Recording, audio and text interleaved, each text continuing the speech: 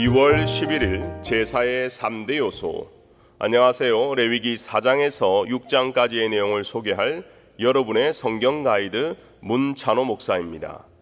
제사는 레위기에서 매우 중요한 주제입니다.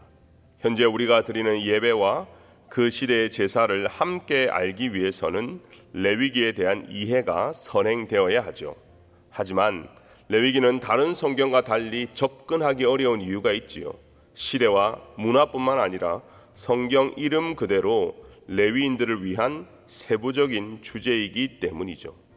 특히 레위기를 해석할 때 문자적으로만 다가가면 오해가 많이 생기게 됩니다. 성경 전체의 구원사의 흐름 속에서 구속사적으로, 모형적으로, 상징적 의미를 가지고 레위기를 봐야지 문자적으로만 보게 되면 우리 모두가 이스라엘 사람이 되어야 하거나 또는 모두가 이스라엘 땅으로 가야 한다는 우를 범할 수도 있습니다. 1장에서 5장까지는 5대 제사, 번제, 소제, 속제제, 속건제, 하목제를 순서대로 정의하고 설명을 했는데 왜 6장에서 다시 5대 제사가 반복되는가 하는 의문점이 있습니다.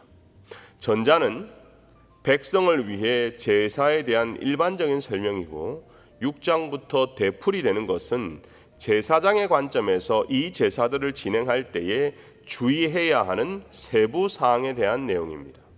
오늘 본문을 살펴보기 전에 먼저 속제제와 속건제를 구분해야 합니다. 두 개의 제사가 좀 비슷하게 보이지만 좀 더 깊게 보면 속제제는 근본적인 죄의 속죄를 드리는 제사이기에 그 범위가 넓습니다. 원론적입니다. 반면에 속건제는 구체적인 침해, 불법 행위에 대해서 드리는 제사이기에 범위가 좁고 또 5분의 1을 더 배상해야 하는 관점에서 현실적인 문제를 다루게 됩니다. 예를 들어 보면 어떤 사람의 물건을 맡고 있다가 그 물건에 대해 거짓말을 하거나 남을 속이거나 도둑질을 하거나 남의 것을 빼앗거나 또는 남이 잃어버린 물건을 줍고도 감추거나 거짓으로 맹세하는 모든 것들은 다 속건제에 해당합니다.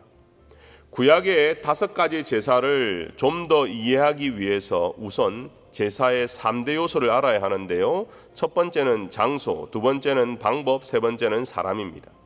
팬데믹 전에는 누군가 달라스에서 새로운 사업을 하려고 하면 이런 조언을 해주었습니다.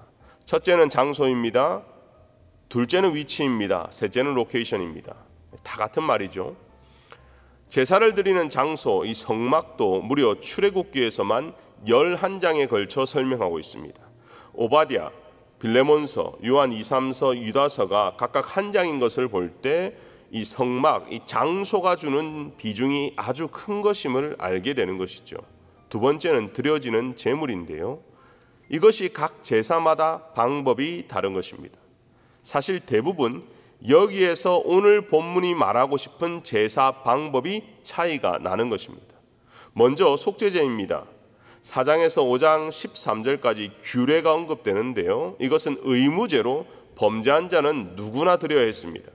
특히 속제제는 신분에 따라 다른 제물을 드리게 되었는데요. 대제사장이나 이스라엘 온 백성이 범죄했을 때는 흠없는 숫송아지, 백성의 대표인 족장이 범죄했을 때는 흠없는 순염소, 평민이 범죄했을 때는 암염소로 나뉘어졌습니다.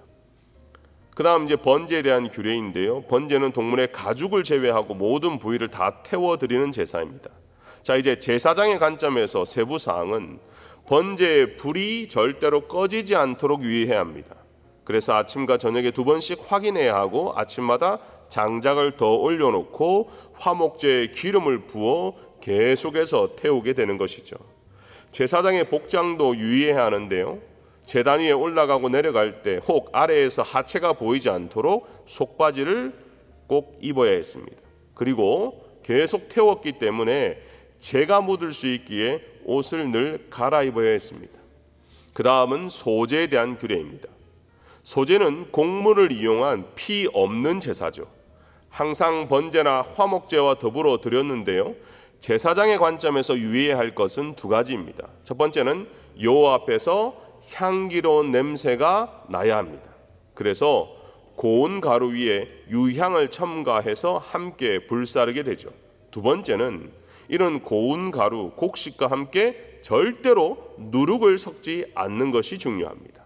자, 그렇다면 이런 제사와 우리의 예배와는 어떤 관련이 있을까요?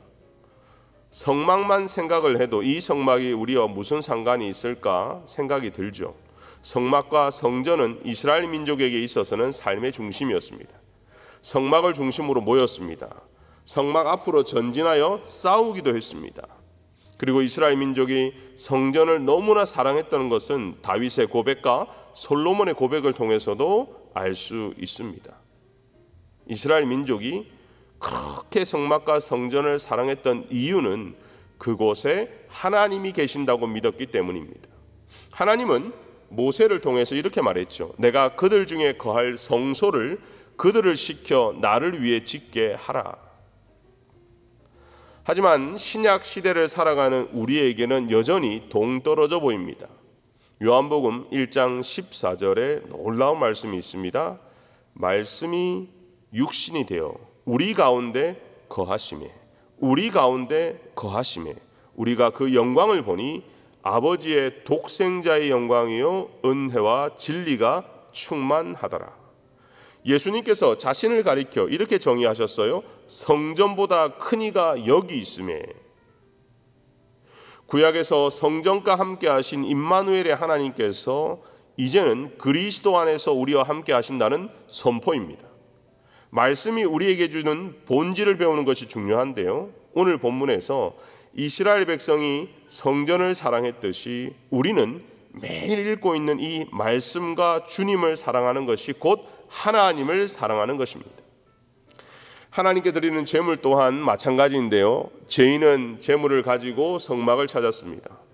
제사장 앞에서 제물에 안수하고 죄를 고백했지요. 그리고 그 제물을 죽이고 그 제물의 피를 하나님께 드리는 방식이 구약의 제사 방식이었습니다.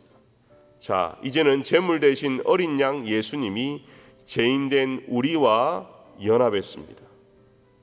예수님의 고난과 십자가의 은혜를 경험하는 것이 참된 제사요 진정한 예배라는 것입니다.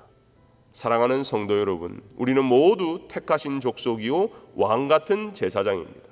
이것이 진짜 우리의 직분입니다. 목사, 장로, 권사, 집사라는 직분은 예배 앞에서 하나님의 임재 앞에서는 아무 의미가 없습니다. 신약 시대를 살아가는 저와 여러분은 일반 제사장 수준이 아니라 유일한 대제사장이신 예수님의 손을 잡고 지성소로 들어갑니다. 그들이 입었던 거룩한 옷은 예수로 입는 옷이죠. 그러니 우리가 얼마나 영화로운 존재이며 얼마나 구별되어야 하는지 깨닫게 되는 것입니다. 각자의 삶 속에서 제사장 역할을 잘했으면 좋겠습니다. 그리고 오늘 이 가이드가 오늘 성경을 읽는데 도움이 되었으면 좋겠습니다.